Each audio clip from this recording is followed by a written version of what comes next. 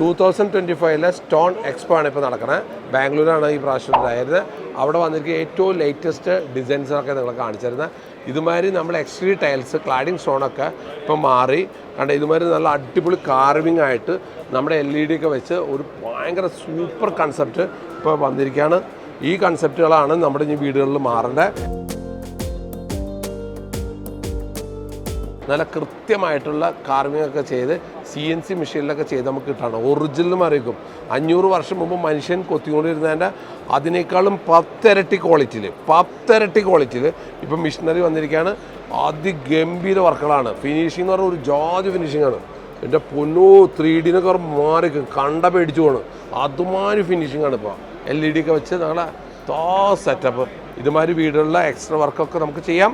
നോക്കൂ, ഇതൊക്കെ നോക്കിയൊരു വേറെ ഫിനിഷിങ് കണ്ടില്ല, കണ്ടെടുക്കാൻ പറ്റില്ല. അതുമാതിരി ഫിനിഷിങ് നല്ല ക്വാളിറ്റിയാണ്. കുറച്ച് പൈസ എക്സ്പെൻസ് ആയിരിക്കും, വേറൊരു ലെവലായിരിക്കും. ഇത് ലെതർ മാറിക്കും. ലെതർ നോക്കി വർക്ക് നോക്കി, സ്റ്റോൺ വർക്ക് ഇത് നോക്കിയ ഗ്രാൻഡ് ഇപ്പോൾ ചെയ്തിരിക്കണൊക്കെ CNC വർക്കിൻ്റെ ഒറിജിനാലിറ്റി നോക്കി. വാ, ഇനിയൊക്കെ ഒറിജിനാലിറ്റി കളറുകളൊക്കെ വെച്ചിട്ടാണ് ചെയ്യുന്ന വർക്കാണ്.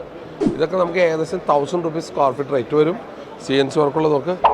എന്താ ഫിനിഷിങ് നോക്ക്, എന്താ ഫിനിഷിങ്.